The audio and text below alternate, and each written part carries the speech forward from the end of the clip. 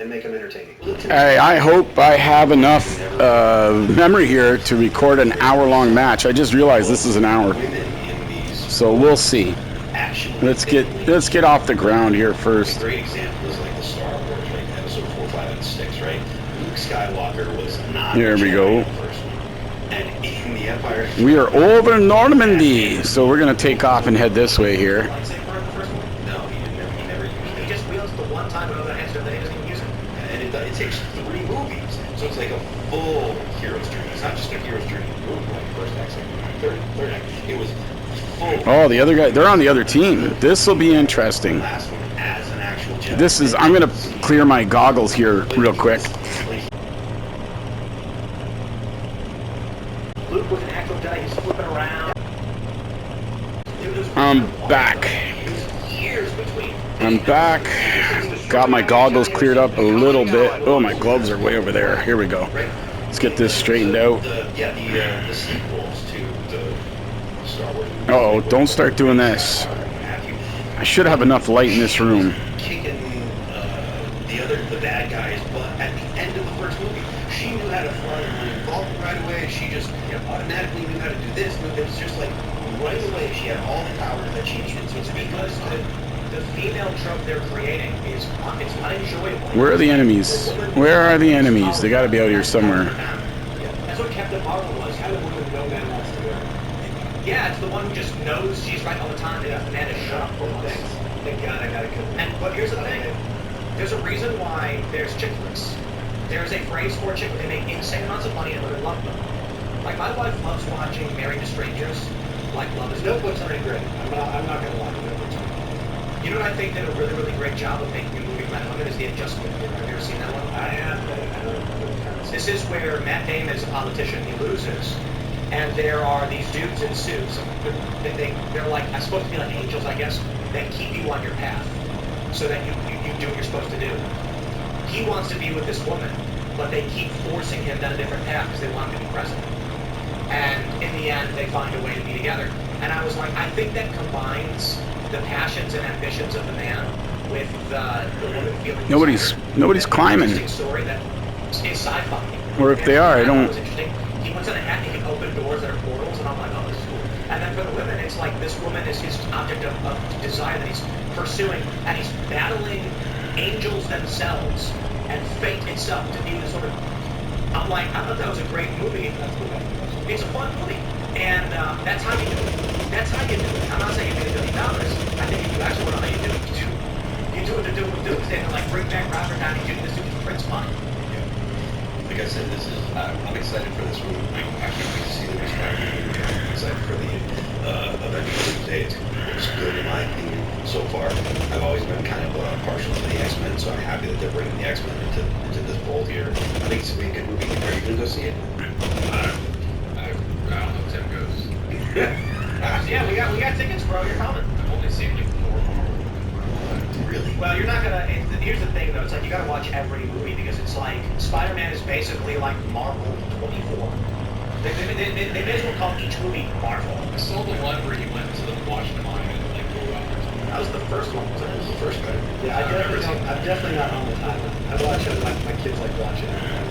Avengers Start Game. You know what they've done wrong, and for all to the fully, like James Gunn, I can save the DC universe. It's crazy because people keep talking about how DC is going to the most obscure and weird superheroes instead of just using the name like the. And I think it's because he's trying to do what Marvel did. Iron Man was not a big popular hero. They need to get back to just telling an individual story. Every movie does not need to be the Avengers. Yeah, because didn't Superman and Batman fight each other? Yeah, and they got rid of it. They erased all that. They were like, oops, that was bad. They died. Oh, it was so bad. I know people like it, but it was so bad. First of all, you had Jesse Eisenberg as Lex Luthor. Lex Luthor, my favorite depiction of Lex Luthor is the 90s cartoon version, where he's like a more version to Batman. He's physically fit, he's strong, smart, articulate, and he's more emotionally, selfishly driven than Bruce Wayne is. When he builds a suit of armor and he wants to fight Superman, that's the look I like. Not this Weasley, the Jesse Eisenberg version, or Nicholas Hoult. You know, Batman has no chance. outside of kryptonite. That's not. What can he do? He's a human. It is well known to everybody in comic book fandom that Batman can defeat any character given enough time. What knowledge is this? Yeah. So for instance, Batman has red solar grenades. So Superman is powered by the yellow sun. So what Bruce Wayne will do is he'll allow the red solar grenade and the red solar flash will temporarily introduce or take it all back. There's also there's also pink kryptonite, which makes Superman gay. Oh, yeah. It's not a joke. Yeah, it makes him gay. Which movie is that? It's from one of the comics. Okay. Yeah. And then there's like blue kryptonite makes him hallucinate and see the future or something. Weird radiation effects on him. Way more than I do. You know, to your point though, Tim, like when DC decides to go with Guy Gardner as the Green Lantern as opposed to Hal, like that. Oh, I love it. Well, I mean, but that's the thing. He's far more esoteric than Was it Nathan Fillion? yeah. I think James Gunn is doing a C-minus job. I just love DC so much more than Marvel, to be completely honest. Except the MCU has been leaps and bounds better, and they have failed the DC universe. It is what it is. It is what it is. But I love Nathan Fillion as Guy Gardner. I love Guy Gardner as... I love that they're bringing him in as Lantern. Because look, Jon Stewart and Hal Jordan are two on-the-nose, like Marine Corps hero guys. Guy Gardner is great. I'm fairly knowledgeable about comics, DC Comics, more knowledgeable about Marvel Comics. But like, even I am just like, oh yeah, I remember that guy. But like, I don't know who Mr. Terrific was. I didn't know who he was until I just love DC so much. Mr. Terrific is absolutely fantastic. I love superheroes that are people that apply themselves to give themselves capabilities, right? Iron Man, he's a dick, but he's an industrialist who built super armor to be a hero himself. Batman trains martial arts, he's a great detective, and he has R&D behind it and gadgets. Mr. Terrific is a tech billionaire. His family was killed, and then he becomes like a listless loser, and then is convinced to do something with his knowledge. And so he creates T-spheres and other technology so that he can be a superhero. I love it. I don't need no, I was born with powers, you know? Yeah, great. You were just gifted these things, you know? Well, that's the part of, I guess, the superhero story that, going back to when we were talking about the new Doom, when it's not believable. When Thor's hammer stops with 2 fingers, you're like, So yeah, in the trailer, it's called power scale. Because they want to present a threat to the Avengers who are so powerful, if you see the trailer, Thor swings Stormbreaker and Doom just stops it with 2 fingers. Like, you don't need to do that. That's not good. Doom could have just been fighting with him and then used like his energy blast to like throw him out of the way or something, indicating he is on par with or potentially stronger than. The 2-finger thing basically says Thor is incapable of accomplishing it all. and then when you actually do it later on, you're like, okay, one of those is not true. Right. It's incompatible. Like, this is a problem when they introduced Captain Marvel in Endgame, and the Thanos headbutts her, and she just smirks. Like, the acting was terrible, the choreography was terrible, and so everybody in the audience, when I watched Endgame, from 2 points. When Thanos headbutts Captain Marvel, and she just smirks. Like, please no. And then when it did all the women, and they're all lining up, she's not alone. The whole audience was like, oh, like, I'm not even kidding. I was in Eastern Maryland. I was near Bel Air, so like just suburbs of Baltimore-ish. Everybody was groaning. Nah, we don't want it.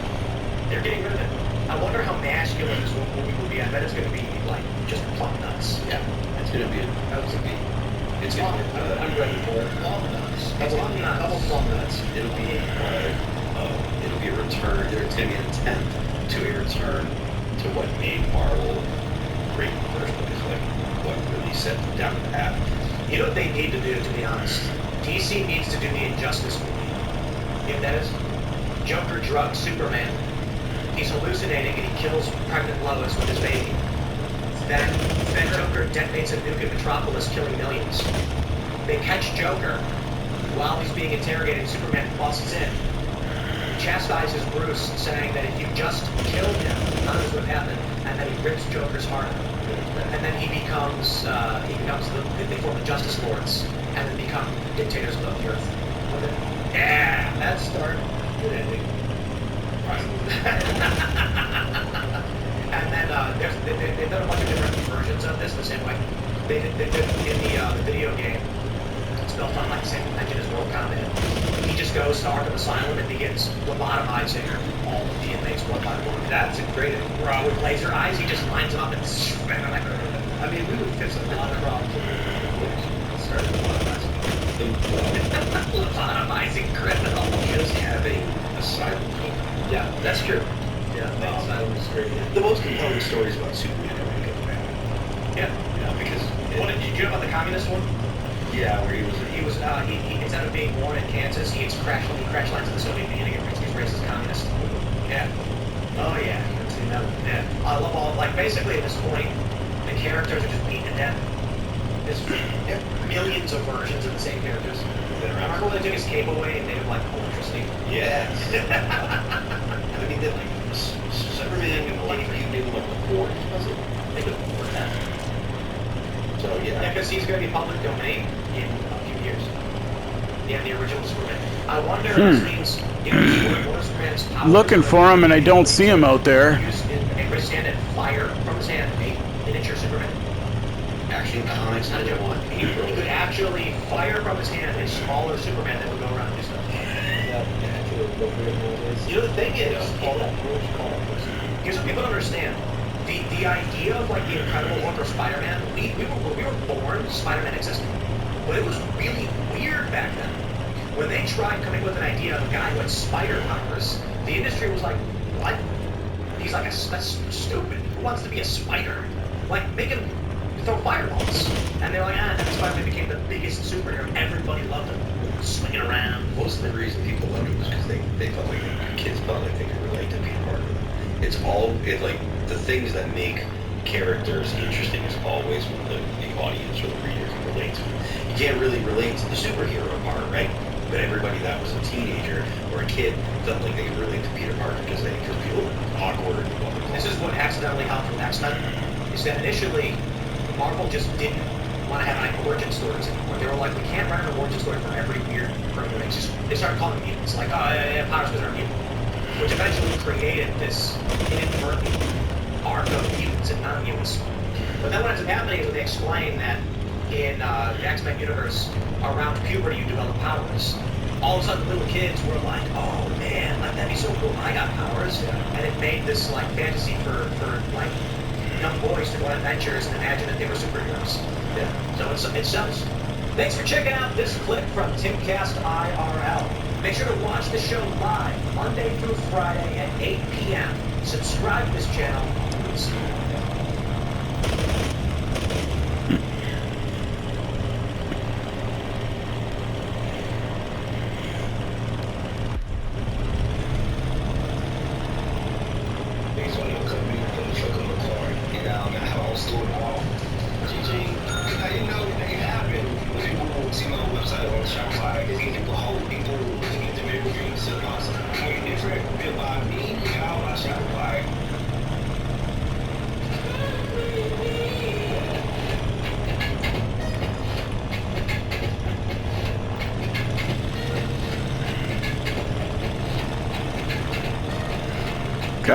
Got a wounded plane here. Not really. I don't know if you guys can see that. Now I'm after somebody here. I don't know who it is, but Giant object that is I feel like my speed is a little bit off. I might have to go. Land.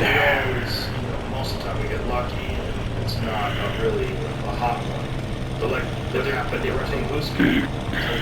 Right. That's really and it's in the same that we passed through that comet field. That's right. Yeah. Right, that's over Siberia.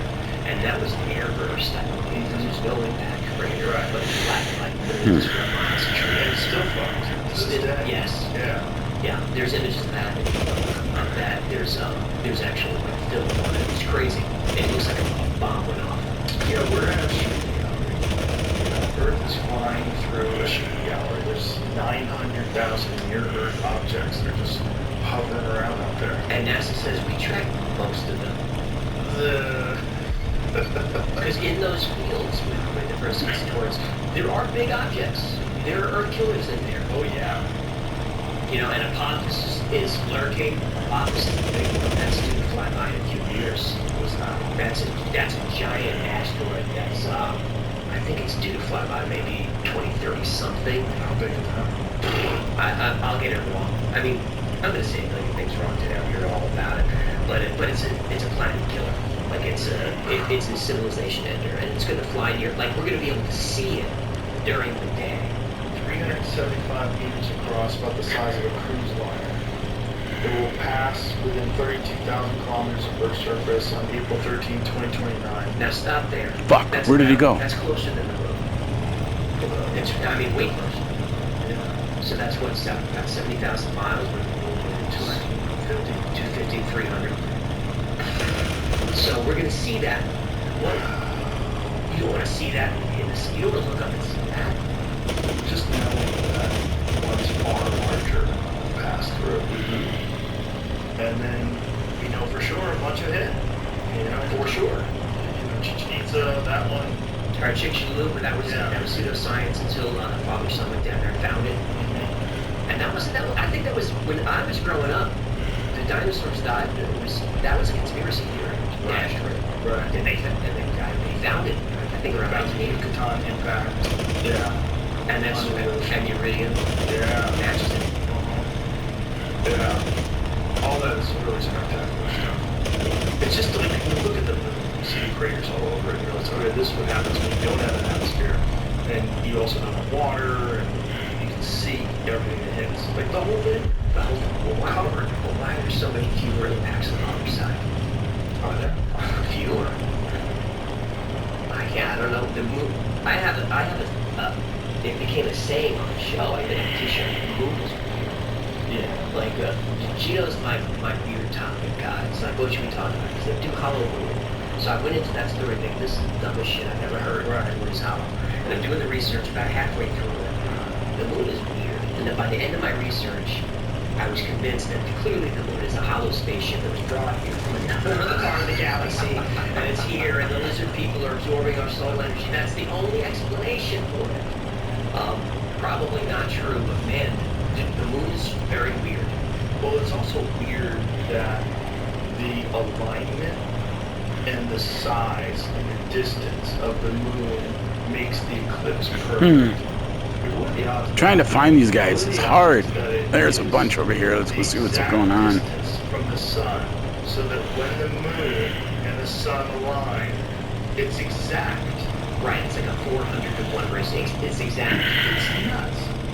But you can debunk that by saying the Who are moon you? is getting further and further away. Right, but why is it perfect? Well, I mean, we have not found a planet in this solar system or anywhere else that has a giant moon right next to it. Quarter the size of Earth. We have never. We're the only Oh, planet. come on.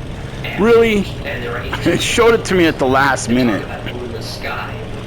That was bullshit. When it arrives, You guys saw that. causes It did not show me, and the problem is, even though it's a Mustang, I'm playing as Germany. It didn't show it to me until the last minute, like this one. About the real, the fact that the sky and the moon arrives. And how do they think the moon arrived? It's hard to tell. You know, I always go to younger drives, but who really knows? The Earth was apparently just covered with this haze, just very wet, very hazy, maybe like Venus or something like that. Then the moon arrives and all that water from the atmosphere drops down to Earth. The tidal forces are crazy. There's a huge flood and everything just settles and the moon is here. And the moon is now like the guardian of the planet, which it really is. We couldn't really survive without it. Because it stabilizes. Oh, come on, man. Stabilizes us and Stabilizes our orbit. First place, but and our spin and our axis. Yeah. Like when there's a major earthquake, the Earth wrong game. He changes managed to speed. hide Spin somehow changes. from Like our me. spin, it changed, like 12 that kills. changes the earthquake. Cool. And if there's a lot of those, that could